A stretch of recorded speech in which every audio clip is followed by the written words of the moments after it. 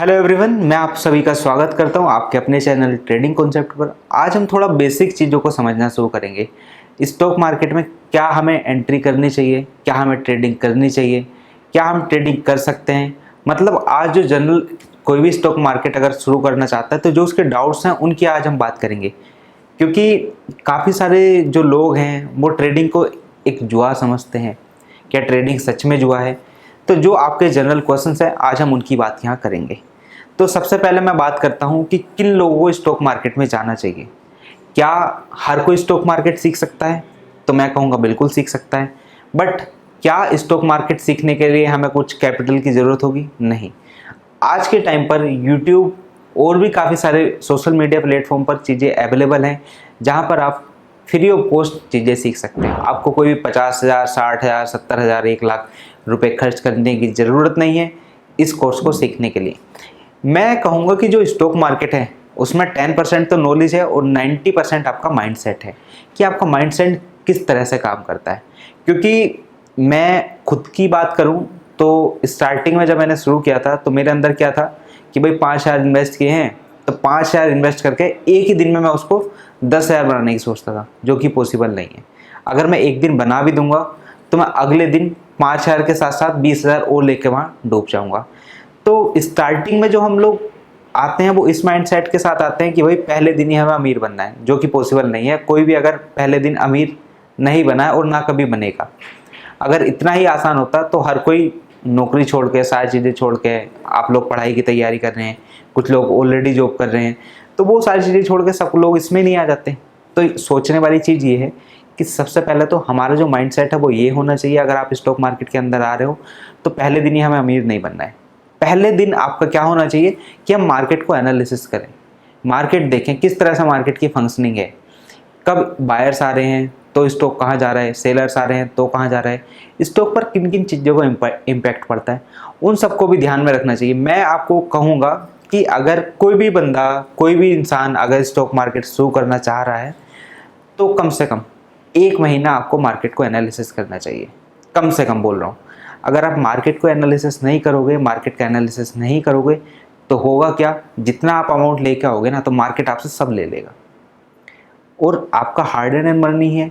तो उस वजह से मैं आपको बोलता हूँ कि 1 महीना कम से कम मार्केट को ऑब्जर्व करो।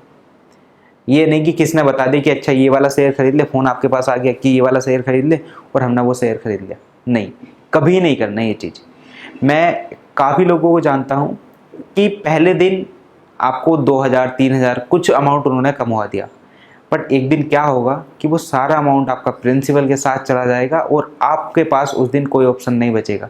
सबसे पहली चीज़, स्टॉक मार्केट के अंदर अगर आ रहे हो तो खुद पे विश्वास करके आओ, ना कि ये फ़ोन वाली सिस्टम के लेके आओ। तो फ़ोन वाला सिस्टम कभी यूज़ नहीं करना है।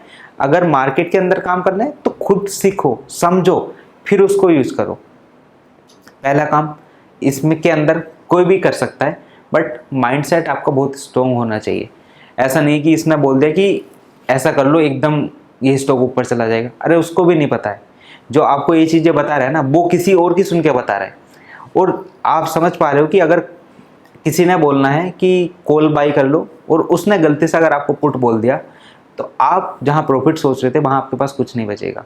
ठीक है। जो मैंने अपना शुरू किया था, मैंने स्टार्ट ही किया था अपना ऑप्शन से मैंने अपना शुरू किया था। जो मैंने अपना शुरू किया था वो ऑप्शन से शुरू किया था। जनरली ऑप्शन से शुरू करना, मैं खुद बोलता हूँ ऑप्शन से हमें कभी नहीं शुरू करना चाहिए। हमें स्टॉक से शुरू करना चाहिए। हमें स्टॉक की टेंडेंसी, स्टॉक के क्या नेचर्स हैं उनको समझना चाहिए, स्टॉक के टेक्निकल एनालिसिस को जानना चाहिए। क्या हमारी रिपोर्ट, कौन कौन सी रिपोर्ट उनको इम्पैक्ट करती है उन पर ध्यान देना चाहिए। आरबीआई की कोई पॉलिसी आ रही है तो उन पर ध्यान देना चाहिए। पहला काम है हमारा स्टॉक से हम शुरू करें। मिनिमम आप जो अमाउंट, अगर आपके पास 1 लाख रुपए अमाउंट है तो आप उसमें 10,000 इन्वेस्ट करो। 90,000 आप रखो। स्टार्टिंग जो अमाउंट अगर आपके पास 1 लाख है तो 10,000 से ज़्यादा कभी उसको इन्वेस्ट नहीं करना। पहली चीज़ ध्यान रख लो, अगर आपके पास जितना भी अमाउंट है, सेविंग अमाउंट की बात कर रहा हूँ, जो आपका डेली खर्चा उस अमाउंट की मैं बात ही नहीं कर रहा हूँ। अगर आपके पास सेविंग अमाउंट 1 लाख है तो आप 10,000 रुपये से शुरू करो। मिनिमम 10,000 से आप शुरू करो, मैक्सिमम पर आप मत जाओ, क्योंकि आपको नहीं पता है कि वो अमाउंट आपका बनेगा या और डूब जाएगा। आप एक प्रैक्टिकली तो कर रहे हो। मैंने बोल दिया कि आपने ये सारी चीज़ें पढ़ ली हैं, कहीं से आप पढ़ के आ गए हो, पढ़ना चीज़ अलग है, जब हम उसको प्रैक्टिकल लाइफ में देखेंगे तब वो चीज़ें बहुत अलग हो जाती हैं। ठीक है, आप जितने भी यूट्यूब देख रहे हो या जहाँ से भी आप पढ़ रहे हो, वहाँ आपने कभी देखा कि आपको कोई लाइव मार्केट का एनालिसिस करके नहीं बताता है कि हाँ अच्छा अब ये इस तरह का कैंडल है तो अब ये नेक्स्ट कैंडल ऐसे बनेगा। कोई भी आपको वहाँ ये करके नहीं दिखाने वाला है, तो आपको खुद का ही दिमाग यूज़ करना है। वो सब क्या बताते हैं कि भाई पहले स्टॉक, पहले कैंडल हमारी ये थी तो नेक्स्ट कैंडल आपकी इस टाइप की बनेगी। आप यहाँ मेरी एक बात समझो कि जो भी लोग आपको बोलते हैं ना कि नेक्स्ट कैंडल तो ऐसी बनेगी या नेक्स्ट स्टॉक ये ऊपर जाएगा, वो आपको लाइव मार्केट का एनालिसिस कभी नहीं देते। वो जो हो चुका है उनको आपको बताते हैं। तो ध्यान से समझने वाली चीज़ ये है कि कभी भी, मैं बोलता हूँ कभी भी, सिर्फ आप सीखो जहाँ से सीख सकते हो।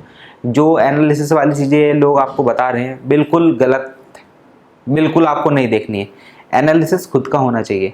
अब मैं बोलता हूँ कि भाई आप किसी भी एग्जाम में सपोज जा रहे हो तो क्या दूसरों को सुन के जाओगे? नहीं ना, ये भी आपके लिए एक एग्जाम की तरह है। इसको भी आपको पढ़ना पड़ेगा, सीखना पड़ेगा, प्रैक्टिकल करने पड़ेंगे, तब आप फाइनल यहाँ पर आओ। लोग बोलते हैं कि पेपर ट्रेडिंग करना चाहिए, तो हाँ वो ठीक है, आप स्टार्टिंग में पेपर ट्रेडिंग करो। बहुत एप्लीकेशंस ऐसी हैं जो आपको डेमो मनी देती हैं, उसके साथ आप ट्रेडिंग करो। जो आपका रियल मनी है उसको अगर आप इन्वेस्ट करना चाह रहे हैं तो मिनिमम आप 1 लाख है तो 10%, 10,000 से स्टार्ट करो। कम से आप शुरुआत का आपको करनी चाहिए। तो कुछ ये बेसिक सी चीज़ें हैं जिनको आपको ध्यान में रखना है। दूसरी बात है, किन लोगों को यहाँ पर आना चाहिए। तो जो भी लोग इसको प्राइमरी इनकम का सोर्स बनाने की सोच रहे हैं, तो हाँ आप बिल्कुल बना सकते हैं, बट उसमें आपको टाइम लगेगा। मैं कहूँगा कि आप लोग जो ये सोच रहे हो कि इसको मैं प्राइमरी इनकम बना देता हूँ, तो उससे पहले आप कहीं जॉब करने का ट्राई करो। आप जॉब करो, उसके साथ साथ धीरे धीरे ये करना स्टार्ट कर दो। आप पहले दिन तो यहाँ से पैसा कमाना सीख नहीं जाओगे। पैसा कमाने के लिए आपको पैसा लगाना ही पड़ेगा, तो वो पैसा कहाँ से आएगा? वो आपको जॉब करनी ही पड़ेगी। अगर आपके पास पहले से है तो अच्छी बात है, अगर नहीं है तो पहले आप जॉब करो, चीज़ें सीखो, तब धीरे धीरे मनी आपका इन्वेस्ट करने की कोशिश करो। क्योंकि जो फ्यूचर है हमारा वो इसी में है। मैं क्यों बोल रहा हूँ कि क्योंकि हमारे जो खर्चेज हैं, जो हमारे एक्सपेंसेस हैं, वो इतने ज़्यादा बढ़ चुके हैं कि हमें वो कहाँ से कवर करेंगे। हमें प्राइमरी इनकम सोर्स के साथ साथ कोई भी सेकेंडरी इनकम सोर्स चाहिए। तो सेकेंडरी इनकम सोर्स हम लोग इसको ज़रूर बना सकते हैं, प्राइमरी आप बना सकते हैं, बट इसमें थोड़ा टाइम लगेगा, टाइम टेकिंग ये प्रोसेस है। ठीक है, हमने आज यहाँ 2 पॉइंट पर बात की कि किन किन लोगों को मार्केट में आना चाहिए और किन किन चीज़ों का हमें मार्केट में ध्यान रखना चाहिए। जो भी लोग बिगनर है ना, तो बिगनर के साथ ये चीज़ें जनरली होती हैं। मैं जो चीज़ें आपको बता रहा हूँ, मैं खुद के एक्सपीरियंस से बता रहा हूँ, मैं लोगों के साथ देखता भी हूँ, वो सारी चीज़ें मैं आपको यहाँ बता रहा हूँ। ठीक है, तो चलिए मिलते हैं आपसे नेक्स्ट वीडियो में। तब तक के लिए आप चैनल को लाइक, शेयर और सब्सक्राइब कर सकते हैं।